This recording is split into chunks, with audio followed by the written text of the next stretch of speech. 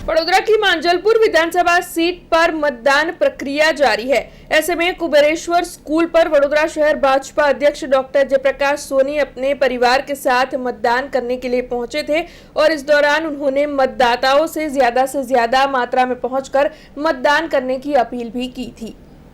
मांजलपुर विधानसभा बैठक के उपचुनाव को लेकर मतदान की प्रक्रिया सुबह से ही जारी है। तब मतदान केंद्रों पर लोगों की चहल पहल देखी जा रही है। ऐसे में कुबेरेश्वर स्कूल में बने मतदान केंद्र पर भारतीय जनता पार्टी के वडोदरा शहर अध्यक्ष डॉक्टर जयप्रकाश सोनी अपने परिवार के साथ वोट डालने पहुंचे थे। वोट डालने के बाद उन्होंने मीडिया के साथ बातचीत की और सभी मतदाताओं से ये अपील की कि वे अपने घरों से निकले और मतदान करें। मांजलपुर विधानसभा उपचुनाव को निष्पक्ष और शांतिपूर्ण तरीके से संपन्न कराने के लिए चुनाव प्रशासन ने कड़े इंतजामात करवाए हैं। तब आपको ये भी बता दें कि पोलिंग बूथों पर सुरक्षा के कड़े बंदोबस्त करवाए गए हैं और साथ ही विभिन्न राजनीतिक दलों के अग्रणी नेता और कार्यकर भी मतदाताओं को मतदान केंद्रों तक पहुंचाने में इस वक्त जुटे हुए हैं। आज मांजलपुर विधानसभा पेटा चूंटणीનું मतदानની શરૂઆત થઈ ચૂકી છે।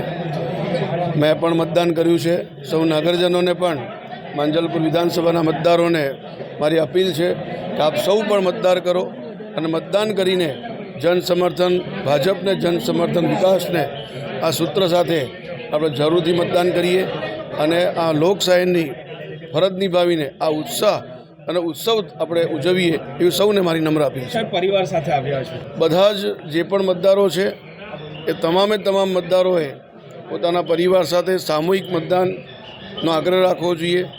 ઘરમાંથી તમામે તમામ સભ્યોનું મતદાન થઈ જાય એવો આપણે જરૂરથી પ્રયત્ન કરવો જોઈએ। આ વખતે ભારતીય જનતા પાર્ટીએ જે પ્રકારનો પ્રચાર પ્રસાર અને લોકોને મળવાનો ક્રમ કાર્યકર્તાઓમાં પણ અનેરો ઉત્સાહ જોવા મળ્યો છે અને મને લાગે છે કે જે પ્રકારે અમે લોકો સુધી પહોંચ્યા છે અમારી વાત પહોંચાડવામાં સફળ થયા છીએ એ પ્રમાણે આજે બહુ ઊંચી ટકાવારી સાથે मतदान नोंधाશે એવું લાગી રહ્યું છે।